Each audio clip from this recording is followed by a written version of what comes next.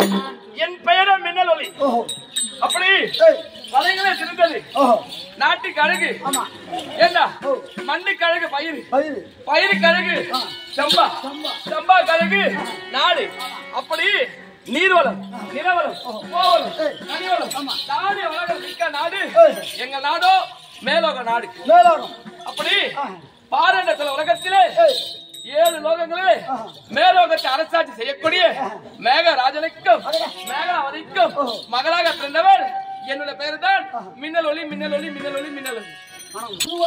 ஆமா எங்க அண்ணனை பத்தி பேசுன்னு வச்சுக்கோ இந்த ஊர்ல ஒரு தென்னை மரம் இருக்காது ஒரு வாழை மரம் இருக்காது அவன் இடி இடி நிச்சான்னா யார் தலைமையில எந்த தலைமை இடி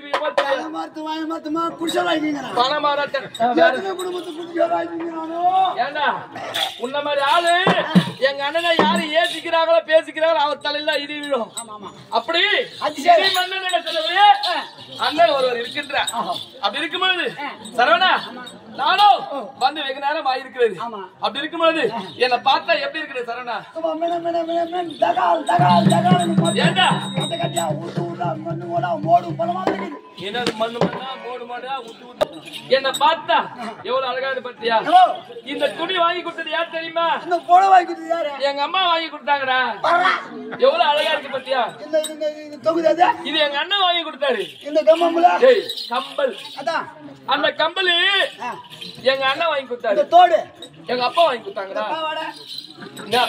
உள்ள தொட்டு கூட தெரியுடா பாவாடை எல்லாத்தையும் வாங்கி கொடுத்தாங்களே ஏண்டா அப்படி இந்த புடவை பாவாடை எல்லாம் என்னோட தாய் வாங்கி கொடுத்தது ஏன்னா பிள்ளைக்கு எது போட்ட அழகா இருக்கும் என்று என்னோட தந்தையோ அண்ணாவோ அப்பாதான் இருக்க வேற யாரா எனக்கு வாங்கி கொடுப்பாங்க ஆமா இதெல்லாம் வாங்கி கொடுத்தாங்களே என்னதுடா இது அது எடா என்னதுடா இது டேய் இது ஒரு செயின் செயினா இது செயின்டா இது செயின் என்னடா இது என்ன தெரியாதா இது எனக்கு இது ஒரு செயின் இது ஏனா நான் சொல்லட்டுமா என்னடா இது நான் சொல்லட்டுமா சொல்றா நைனா கொஞ்ச நேரம் வயதில இருந்தே என்னோட கழுத்துல இருக்கிறது இது ஒருவேளை எங்க அண்ணன் வாங்கி கொடுத்திருப்பாரு இல்ல எங்க அப்பா வாங்கி கொடுத்திருப்பாங்க இல்ல எங்க அம்மா தான் எடுத்து எனக்கு போட்டு இருப்பாங்கடா ஒருவேளை உங்க அண்ணன் காட்டணும் உங்க அப்பா காட்டணும் கட்டானோவா போட்டான் இதுக்கு பேர் தான் தாலி இதுக்கு பேர் தான் மாங்கல்யம் மாங்கல்யமா என்ன இது குண்டு குண்டாக்குது நீட்டாக்குது வட்ட வட்டமாக்குது மணியாக்குது இது போய் மாங்கல்யம் சொல்றோம் குண்டாவோ நீட்டாவோ வட்ட வட்டமோ இல்லையாடா இல்லையா ஆம்பளைங்க நாங்க தான் ஒரு நேரத்துல ஓஹோடு இருந்திருப்போம் அந்த குண்டு குண்டாவோ நீட்டாவோ வட்ட வட்டமா என்னடா சொல்ல வர ஒண்ணுமே புரியல பாவி நீ சொல்றது நீ ஏமாத்திரம் பொண்ணு அம்மா அப்ப வந்து நீ அம்மாத்திரம் இம்மாத்திரம் இப்ப வந்து நீ ஏமாத்திரம் அம்மா 5 வயது இப்பொழுது 18 வயது நிறைஞ்சவன் அதனால எனக்கு தெரியாது இது வந்து இது பேர் தான் தாலி இது பேர் தான் தாலி இது வந்து தாலி யார் கட்டுவாங்க நைனா யார் கட்டுவாங்க புருஷன் எப்படா இருப்பாரு எனக்கு தெரிஞ்சதால அண்ணன் தம்பி சித்தப்பா பெரியப்பா அம்மா அப்பா எனக்கு தெரியும் புருஷன் எப்படா இருப்பாரு ஏண்டா புருஷன் தான் வாட்சிங் நிப்பாரா ஏண்டா ஒருவேளை கேட்கறா ஒருவேளை இந்த பாப சமத்துல சிவகுமார் எங்க மாமா இருக்கிறாரு அவரு ஒருவேளை போட்டிருப்பாரா ஏன்டா அவர் போடுவாரு லிவர் வச்சுக்கிட்டே இருக்குமா லிவர் வச்சு கால் வீங்கி போயிடுறா மாமாக்கு இன்னைக்கு என்ன பண்ண போறாரா என்ன தெரியல என் மாமா எத்தனை லிவர் எங்க வச்சோம்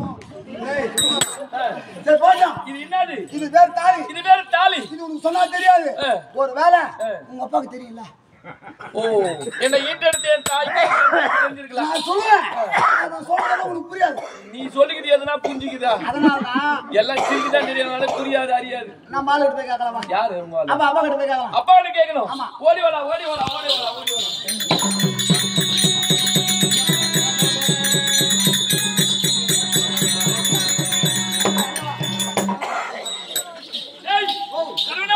எங்க அப்பா வந்துட்டாரா எங்க அப்பா எங்க இருக்கிறாரா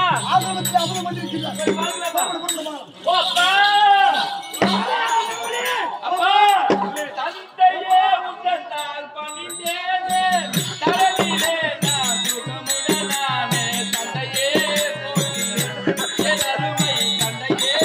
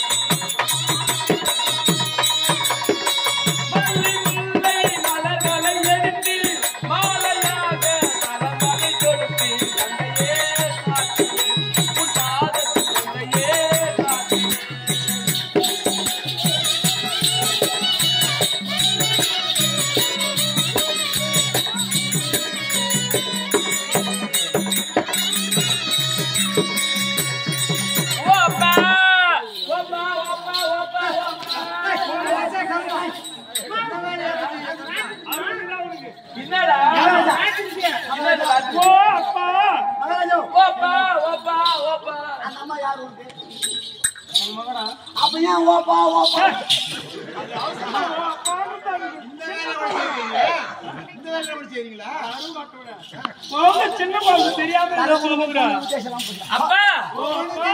அப்பா நீங்க இருக்கிறீங்க ஓ அப்பா அப்படின்னு சொன்னா ஓசை எட்டாது அதனாலதான் ஓப்பா எல்லாம் கேள்வி பண்றாங்க பாரு கசமாலமா அப்பா அப்படிலாம் சொல்லாதீங்க அப்பா சொல்லுங்க நாட்டே தெரியாதுமா வேற எப்படி அப்பா ஓ அப்பா சொல்லுமா அப்பா தெரியல என்ன கேளு நான் சொல்றேன் டேய் கேளுயா வெட்ட அடிச்சுனா அவ்வளவுதான் தாராங்க யோ அப்பா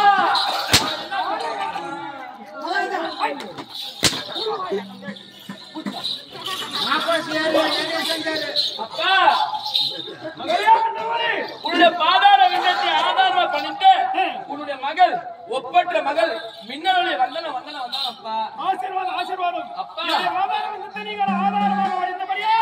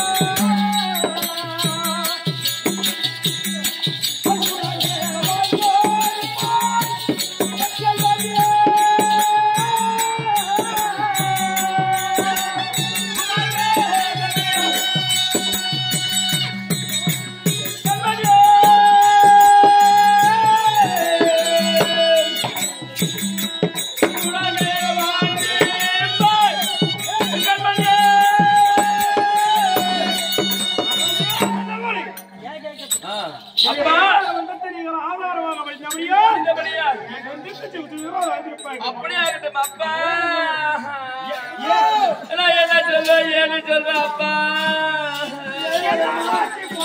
அப்பா நான் சரியா இருந்திருந்தா அப்புறம் சரியா இருந்திருந்தா எனக்கு சல்லரா கிண்ண வரும் சாமி மேல தின்ன வரும் அதான் சின்ன குழந்தை என்ன ஆச்சு ஏதாச்சு தெரியாத வந்து இருக்குது நீ ஏன்னா இருக்கிற உங்ககிட்ட கேட்க வேண்டிய கேள்வி சின்ன குழந்தை ஒண்ணு தெரியாத அதான் வயசு வந்துட்டு இருக்குது அதான் சொல்லி இருக்குது உங்ககிட்ட அத்தை போட்ட ஊருக்கு மேலும் அப்பா எவன் பாருங்கடா ஏமா அப்பா எப்போ எப்போ எப்போ இதுமா நான் என்ன சொல்றப்போ நீ ஒண்ணு என் குறைய சொல்லுவேனா அப்பா சொல்லிட்டேனா அவளு இல்ல அழுதுட்டானா சொல்லு எனக்கு சொல்ல வரும்போது தூக்க நெஞ்சு அடிக்குதாப்பா நான் என்ன செய்வேன் அப்போ அப்போ சரி என்ன சொல்லு அப்பா என்னவென்று சொல்வேன் அப்பா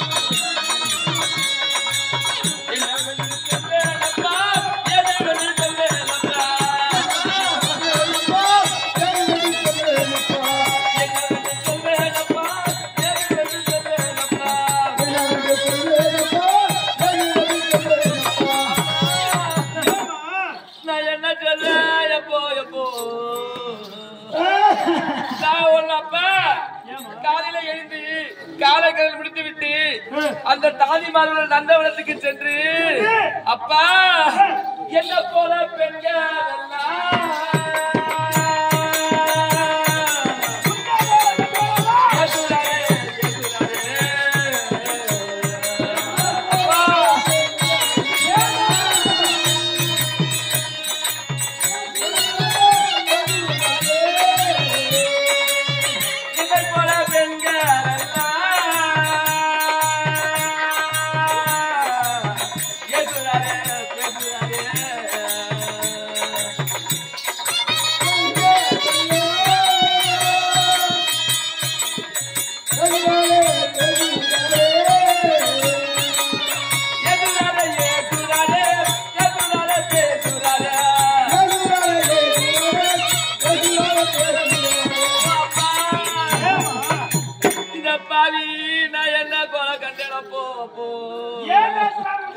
என்ன போல பெண்கள் என்னை பார்த்து ஏளனா பேசுறாரப்பா அவரோட எப்படி விளையாடுவேன்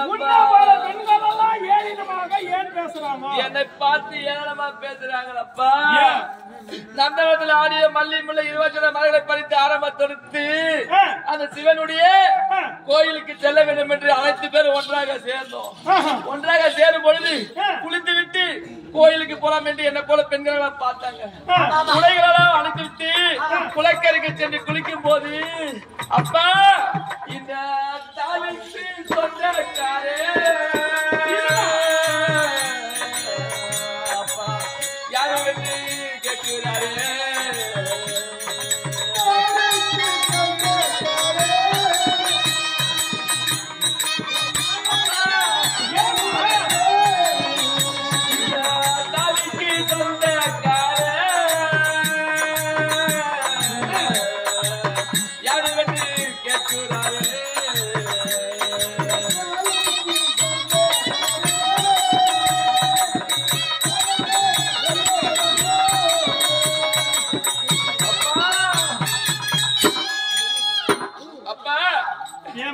இது பெயர் தான் தாலியா? இந்த தாலி உனக்கு யாரு கட்டியது? இது கட்ட உன்னை யாரு? உன் வீட்டுக்கார யாரு? மாமா யாரு? சின்ன சின்ன வயதிலே கழுத்தில் இருக்கிறது. நீ வாழா வட்டியா உன்னுடைய குடும்பத்தில் இருக்கிறாய் என்று என்னை பார்த்து ஏழமா பேசுறாரப்பா. நான் என்ன செய்வேன்? ஏன்னு செய்வேன்? இந்த கம்ப்ளைண்ட்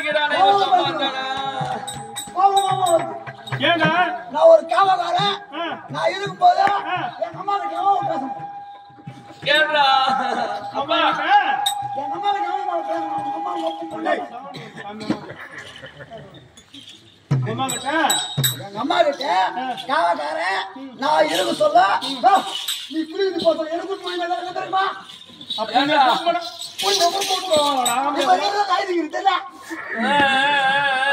அம்மா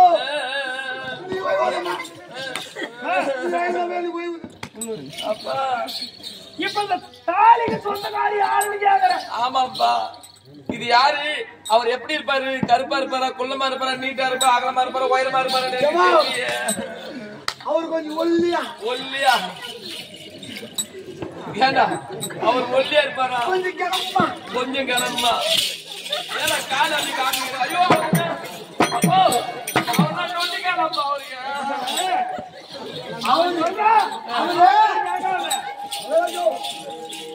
அவர் அப்படியே நம்ம முட்டை சொன்னாங்க நீ முட்டை சரியா முட்டாது நீங்க அச்சு முட்டாங்க அப்பா தாலிக்கு சொந்தக்காரி யாருன்னு கேக்குறேன். இது கட்டியவர் யாரு? எனக்கு தெரியும். அப்பா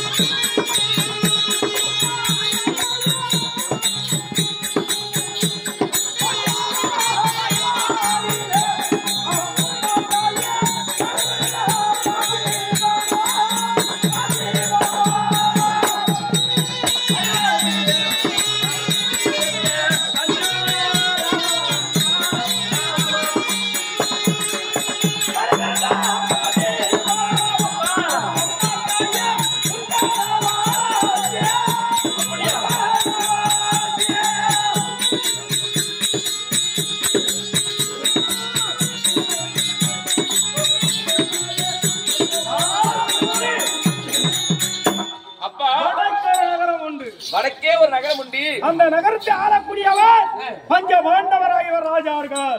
பஞ்ச பாண்டவராயவர் ராஜாக்கள். ஆமா ஆமா. அந்த பஞ்ச பாண்டவராயவர் ராஜாக்களே நடுபிறந்த பார்த்திபன் பேரழகன் படித்த அர்ஜுனன் அர்ஜுனராஜனா வில்விஜயன் 11 ராவணனுக்கு சொந்தக்காரர்.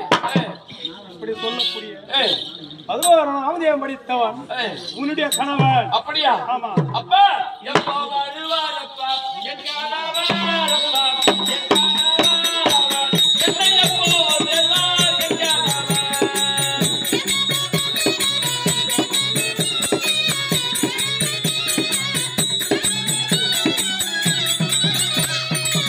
எப்போ வருவாரப்பா என் கணவரப்பா என் கணவரப்பா எப்போ வருவாரப்பா என் கணவன்.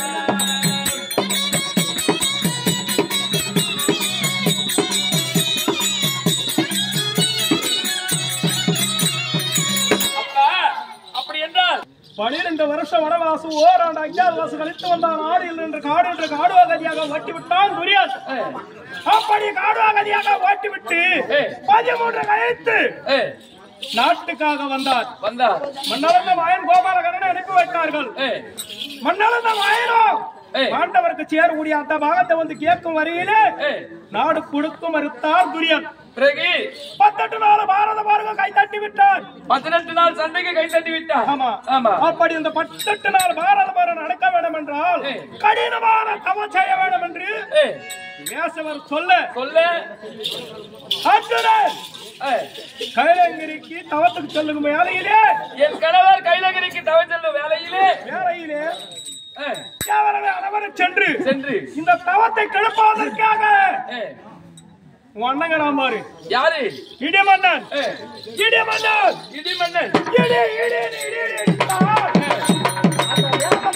இடி மேல போய் விடுந்த தவத்தை மறந்து விடுவார் என்று இடியை எடுத்து தவத்தை கலைக்க சென்றார் அந்த நேரத்திலே அர்ஜுனன் என்ன செய்தான் தெரியுமா? என்ன செய்தான்? உன் அண்ணனை அடியாரியனை அடித்து என் நலனை அடித்து விட்டதா? ஆமா. என்ன நடந்ததப்பா? கட்டி பிடிச்சிட்டாரு. எங்க அண்ணனை கட்டி கொண்டான். ஆமா. பிறகு மூச்சு விட முடியவில்லை. அந்த நேரத்திலே என்னை விட்டார் என் தங்கையா கொடுக்கிறேன் என்று அப்பொழுது நான் சின்ன சின்ன பெண்ணாக என்னோட தந்தையோட சென்றிருந்தேன். ஆமா. என்னை பார்த்த அர்ஜுன பெருமான் என் அண்ணனை விட வேண்டும் என்று என்னோட திருமணம் செய்யணும் தெரிவித்தார். ஆமா. பிறகு அந்த நேரத்துல இவரோ தவத்துக்கு போயிட்டு திரும்பி வந்து உனக்கு சின்ன சின்ன வயதிலேயே உனக்கு மாங்கல்யத்தை சூட்டி விட்டு இந்த 18 நாள் மகாபாரதம் முடிகிற வரைக்கும் நாங்க வருவதற்கு இன்னும் 13 ஆண்டு காலம் இருக்குது. 13 ஆண்டு காலம் இருக்கிறது. வரைக்கும் உன்னுடைய இடத்துல இருக்கட்டும் என் இடத்துல ஒப்பாச்சிட்டு போனாரு அவரு. ஓஹோ இல்ல விட்டு போட்டாரு. திருமணம் செய்து விட்டு 5 வயது குழந்தையே பார்த்து சொல்லி பெற்றவர்களுக்கு விட்டு போனாரு. நான் மட்டும் என்ன சொல்லி பாத்துக்கு சொல்லிட்டு பாத்துறே இல்லையா? ஒரு மாதிரி இருக்குதா? நீங்க பாத்துருக்கீங்களா? அப்படி அப்பா கணவன் வர வேண்டும் என்றால் வந்தா போதுன்னு சொல்லிட்டு அப்பவே 5 வயசுல என்ன கொடுப்பாங்களா பொண்ணு? ஏண்டா பாராணி இந்த காலத்துல 21 வயசுல திருமணம். அப்படி அது உன் மகனே விட்டாரு எனக்கு என்ன தருகிறேன்னு கேட்டான். கணவன் வர வேண்டும் என்றால் 48 நாள் அபோரமான சிவ பூஜை நடத்த வேண்டும். சிவ பூஜை செய்ய வேண்டும் 48 நாட்களாக. ஆமா. ஒரு மண்டல சிவ பூஜை செய்ய வேண்டுமா? அப்பா என் கணவர் எப்போது வருவார்? அவரோட எப்பொழுது செய்வது ஆசையா இருக்கும். ஒருவேளை நீ சிவ பூஜையில் இருக்கும் வேலையிலே கணவனையே வந்தாலும் கண் திறந்து பார்க்க கூடாது.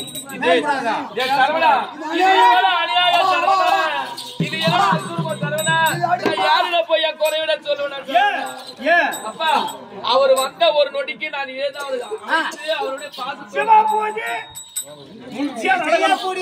சிவ பூஜை அந்த சிவ பூஜை பங்க வரக்கூடாதுன்றாரு.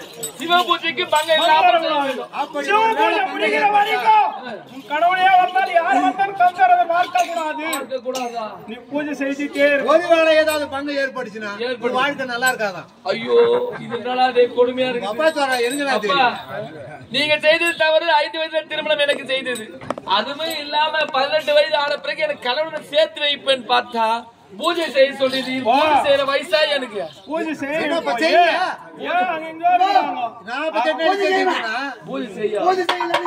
சும்மா போடும். நம்ம குடும்பம் கெடுப்போம். பூஜை செய்ய சொல்றியா? மாசம் 80,000 எங்க போச்சா? அப்பா நீங்கள் கூறிய பிரகாரம் ஒரு மண்டல 48 நாட்கள் சிவனை கோரி நான் பூஜை செய்கிறேன். அப்பொழுது யார் வந்தாலும் எதை வந்தாலும் நான் பேச மாட்டேன். அப்பா பேசக்கூடாது. நீ செய்ய பிரகாரம் சரி. அழகாதுமா கண்டிப்பா வருவார். கண்டிப்பா சேருவாரா? சேராரு. யாரு வந்தாலும் நீ அது கதவும் தரக்கூடாது, கண்ணும் தரக்கூடாது, வாவாட்டே ஆடக்கூடாது. அப்படியா? பூஜையிலே இருக்கணும். சரி அப்பா. ஒருவேளை எங்க அப்பா வந்தா கூட பேசக்கூடாது. எங்க அப்பா வந்தா கூட பேசக்கூடாது. யார் வந்தாலுமே பேசக்கூடாது. நான் ஏடா வர்றேன்? ஒருவேளை போட நான் ஏன் போறேன்? பூஜை செய்யட்டுமா?